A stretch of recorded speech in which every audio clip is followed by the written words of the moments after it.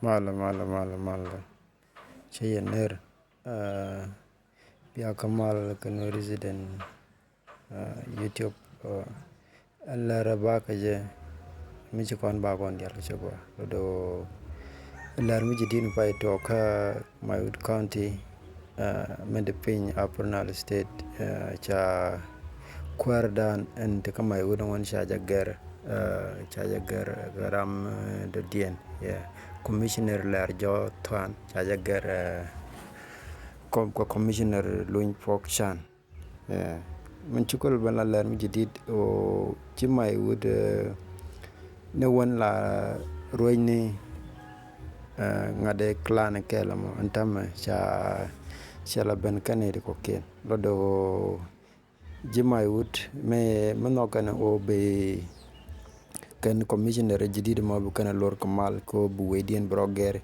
ko no won tene chairman kelten lodo mishi kana mo chatok lodo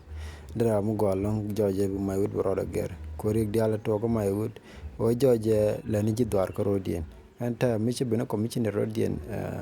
be joje no chiwech chetika gara amichit kana mo deje laro shi ne de kon la jima yud chi loy den te gan mayud ko gar kani chianga won mite mi jekten bukula joje tam ko chela la gadwar rodien chebena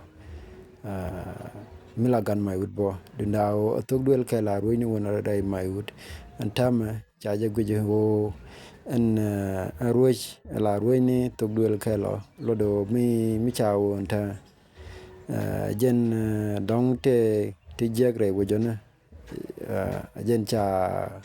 commissioner den chaje la kwany togduel lodien lodo ken jimayud yen ne de kola jimayud me nog yena goro bia siang won bay gari chengak ko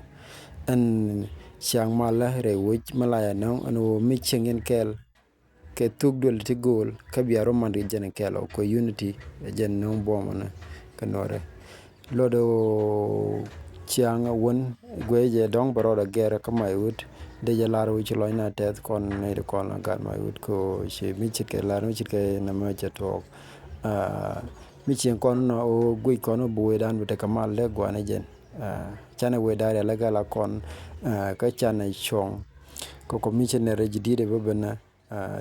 goro je o biaje loro gwa tel rol mi tel margana won goro bia mat biaje gor ngot kan ne bere wich ka wich mila gero bine te la gar wich bika rodin mat kel jojo buwedan bete garabo ko commissioner jidide shebena ko tete ngwande gor kon te delat mula joy ne wono kwart la be la bran ka tel mu belat ka wich ko gor ko ne gara wich ko buwej bete kamal ka chiraro be chole ran togdul chenga karan togdul chenga chirka mayun ngai kona mayut ne di chengtin ka ne ka dor tu chop ka ngwan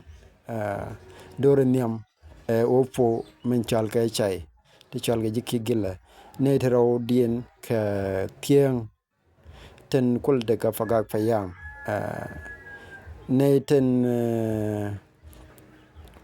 dien ka chewaw ten kul de ka mai urutama ne te ngwan dien ka chin chai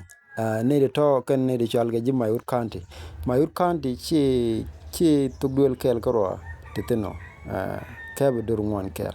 lodo mi chit ken mo mi banate ga mat kam kon dangwan lodo shikoro be chole chenga ko dan chole ji Mayut bu ngwane jen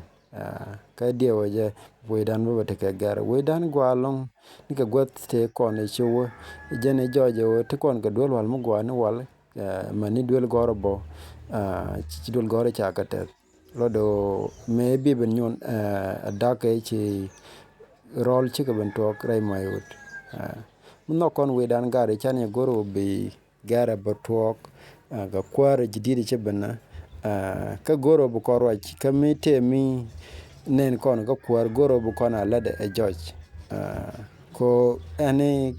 gar wete ga chongo term tem der lat ani biate kamal mi jeram jidid ku surprise